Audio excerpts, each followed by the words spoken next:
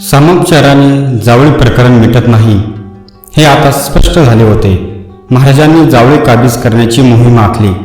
रघुनाथ बल्लाळ सबनीस, कान्होजी जेदे, हैबतराव शिलमाकर, संभाजी कावजी, सूर्यराव काकडे, बांदल यांना तातडीने हुकूम पाठवून हुजूर बोलाविले.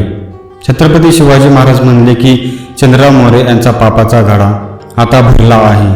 त्याला जावळीच्या अवघड जागेची अन हजार स्वरांची नशा चढली आहे. बस जावळी स्वराज्यात ताबडतोब दाखल झाली पाहिजे. आणि अवघ्यासह महाराज स्वतः मोहिमेवर निघाले. जावळीत यशवंतराव चंद्रराव मोरे, त्याचा नातलग प्रतापराव मोरे व यशवंतरावाचा कारभारी हनुमंतराव मोरे असे होते. पायदळ घोडदळीही खूप होते. एकदम भयंकर कालवा उठला. चरतू बेटावर, जोहेर खाऱ्यात, शिवथर खोऱ्यात आणि खुद्द जावळीवर एकदम हल्ला आला. सगळी मोरे मंडळी धावली. आरोळ्या किंकाळ्यांनी जावळी गोंधळली. मोरे मंडळी हत्याराची तिखट डोळे लाल करून वार करू लागली. मोऱ्यांवर चौफेर चढाई झाली. एवढ्यात संभाजी कावजी कोंडाळकराने यशवंतराव मोऱ्यांचा कारभारी हनुमंतराव मोरेला ठार केले.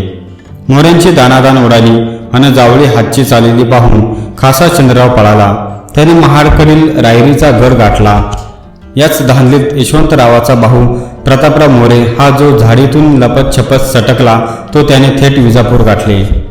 त्यात मोऱ्यांच्याकडून एक पठ्ठावीर मोठ्या हिरिरीने लढत होता. कुणाला एक पाऊल देखील पुढे सरकू देत नव्हता. काय त्याच्या हत्याराची तारीफ करावी. त्याने पराक्रमाची शर्त केली.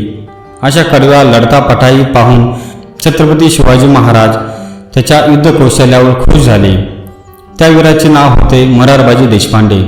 पण मोरारबाजी चुकत होते. महाराजांनी मोरारबाजींना समजावले. त्यांना विनविले, हे कार्य स्वराज्याचे आहे, देवधर्माचे आहे.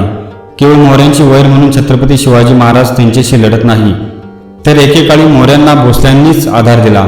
जावळीच्या चंद्ररावपदी बसविले. पण ते सारे विसरले. त्यांना परके मुसलमान जवळचे वाटू लागले आणि अखेर मोऱ्यांनीच अजाणतेपणे स्वराज्याची वैर केली. तेव्हा छत्रपती शिवाजी महाराज मोरारबाजी देशपांड्यांना म्हणाले, तेव्हा तुम्ही स्वराज्यात या. तुम्ही हवाच, कारण स्वराज्याला तुमच्यासारख्या जंग बहादुराची गरज आहे. तुमच्या कीर्तीचा डंका त्रिखंडात गरजेल. आणि मोरारबाजींना योग्य काय ते समजले आणि ते आले. महाराजांच्या पदरी आले. आपल्या भावबंधासह स्वराज्यात आले. महाराजांनी त्यांना पुरंदरची किल्लेदारी दिली. एकेकाळच्या मोऱ्यांच्या एक धारकरी आज स्वराज्यात किल्लेदार झाला आहे.